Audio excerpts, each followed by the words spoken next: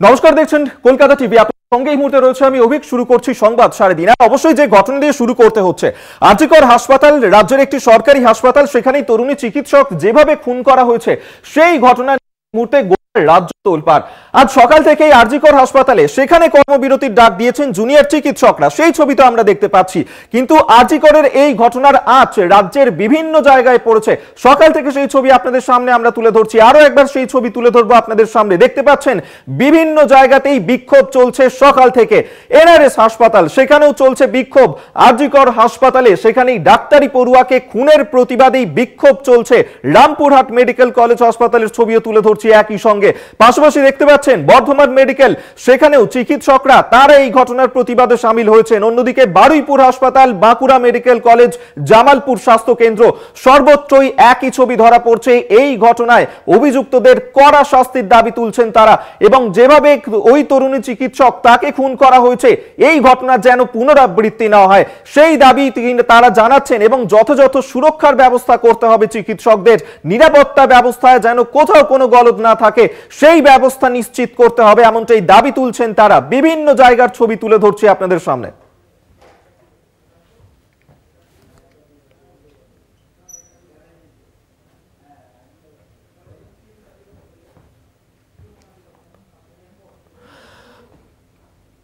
আর একদিকে যখন এই আরজিকরের তরুণী চিকিৎসক খুনের ঘটনায় রাজ্যের বিভিন্ন জায়গাতে প্রতিবাদ বিক্ষোভের ছবি ধরা পড়ছে, এবং সেই ঘটনা নিয়েই সরব হয়েছেন মুখ্যমন্ত্রী মমতা বন্দ্যোপাধ্যায়।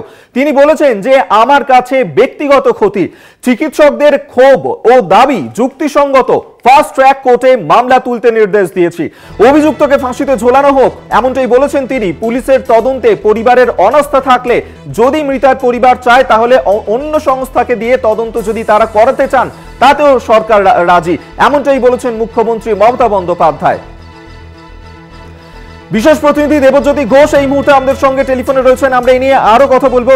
আর দেবজ্যোতি, একদিকে যেমন আরজিকরে তরুণী চিকিৎসকের খুনের ঘটনাতে একজন অভিযুক্তকে গ্রেফতার করা হয়েছে, অন্যদিকে মুখ্যমন্ত্রী মমতা বন্দ্যোপাধ্যায় তিনি বলছেন যে যদি এই ঘটনাতে অন্য কোনো সংস্থাকে দিয়ে মৃতার পরিবার তদন্ত করতে চায় তাহলে তিনি রাজি রয়েছেন।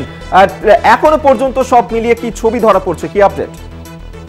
দেখো, মমতা বন্দ্যোপাধ্যায়কে সচরাচর এরকম দাবি করতে দেখা যায় না যে অন্য কোনো এজেন্সিকে দিয়ে যদি তার পরিবার বা যা আন্দোলনকারীরা যদি চান তারা করাতে পারেন, এরকম দাবি সম্ভবত মমতা বন্দ্যোপাধ্যায় করেন না।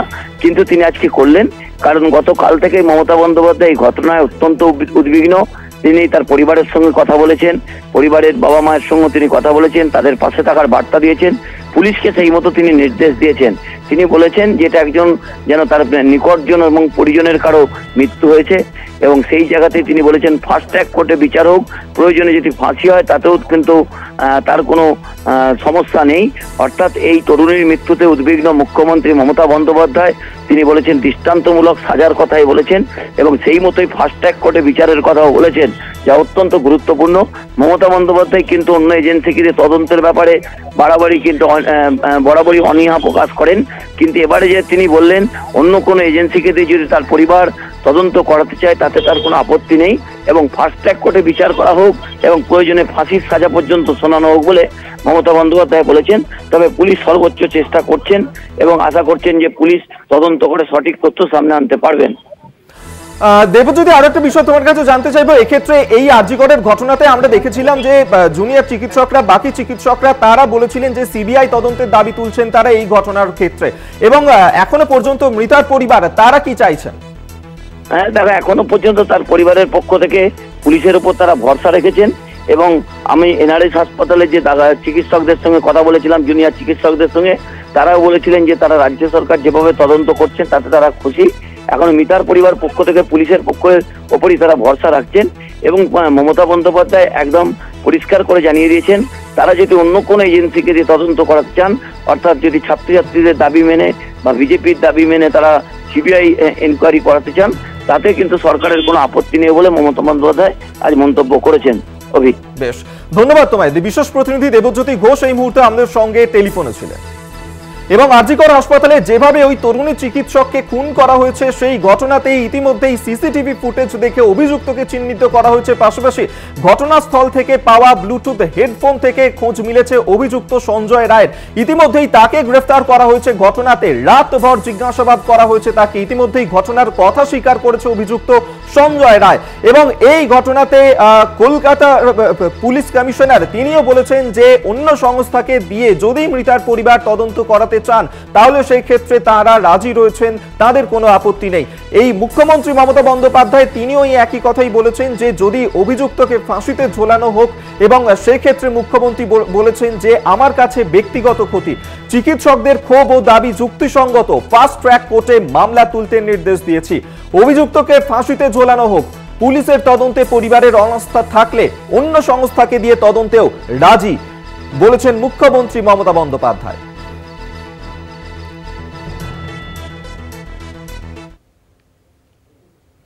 কলকাতা পুলিশের পুলিশ কমিশনার তিনি আজকে সাংবাদিক বৈঠক করেছেন এই ঘটনা ঘটে যাওয়ার পর। তিনি যেমনটা বলেছেন এই সাংবাদিক বৈঠকে যে টালা থানায় প্রথমবার তারা খবর পান এবং সারা রাত ধরে সেখানে তদন্ত চলেছিল। তথ্য প্রমাণের ভিত্তিতে ইতিমধ্যেই গ্রেফতার করা হয়েছে একজন অভিযুক্তকে, সঞ্জয় রায়, সিভিক ভলেন্টিয়ার পেশায় যেমনটা জানা যাচ্ছে।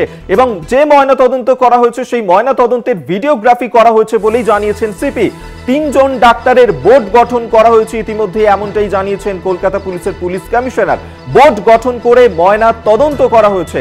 অভিযুক্তের সর্বোচ্চ শাস্তি হবে বলেই আশ্বাস দিয়েছেন তিনি। পাশাপাশি পরিবারের যদি কোনো দাবি থাকে ও দাবি থাকলে সেই দাবিও মেনে নেওয়া হবে। অন্য সরকারি সংস্থা দিয়ে তদন্ত হলেও আপত্তি নেই তাদের, এমনটাই জানিয়ে দিয়েছেন আজকের সাংবাদিক বৈঠকে পুলিশ কমিশনার। আরজি করের ঘটনায় আমরা দুঃখিত, দুঃখ প্রকাশ করেছেন। ধর্ষণ ও খুনের মামলা করে তদন্ত করছে পুলিশ। কি বলেছেন পুলিশ কমিশনার শোনাবো আপনাদের।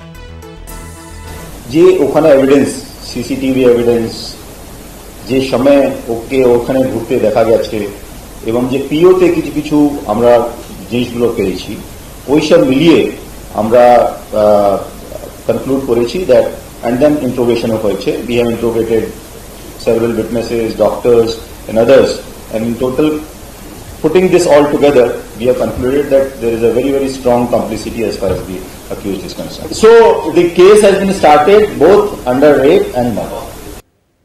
Investigation আমরা একটা SIT গঠন করি. SIT গঠনে DCDD স্পেশাল ওর নেতৃত্ব করছেন, অ্যাডিশনাল CP1 পার্সোনালি সুপারভাইজ করছেন। এই 7 মেম্বার টিমের মধ্যে টালা থানার অফিসাররাও আছেন এবং আমাদের ডিডি অফিসার আছেন। হোল নাইট ইনভেস্টিগেশন হয়েছে। Immediately after the incident we have analyzed all kind of evidences which we have found, including the CCTV which was present in the vicinity of the PO, and we have on the basis of these evidences আমরা একজনকে arrest করেছি এবং নানা রকম evidence ওখান থেকে collect করেছি ওদের এগেইনস্টে। ইনভেস্টিগেশন চলছে। We are with the family members, doctors, and whatever needs to be done from our end, we are following a very transparent process of investigation. যদি ওরা ওদের কোনো কিছু ডিমান্ড থাকে family মেম্বার্সে, and as far as this is concerned, we are following a very very transparent investigation here, and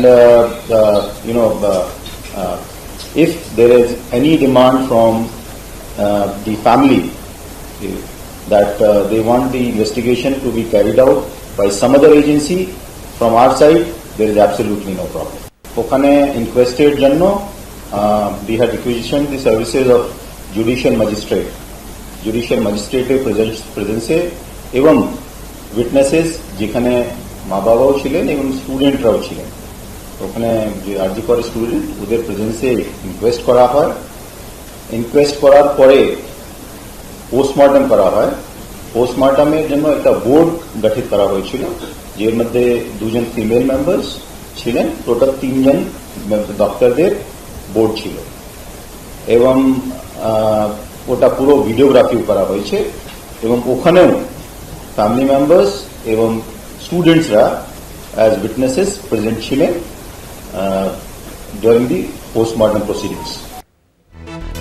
আপনাদেরকে শোনালাম কলকাতা পুলিশের police commissioner, তিনি ঠিক এই বিষয় নিয়ে কি বলেছেন আজকের সাংবাদিক বৈঠকে। আপনারা ইতিমধ্যেই জানেন যে আরজিকর হাসপাতালে যেভাবে ওই তরুণী চিকিৎসক তাকে খুন হতে হয়েছে, সেই ঘটনাতে ইতিমধ্যেই কলকাতা পুলিশের তরফ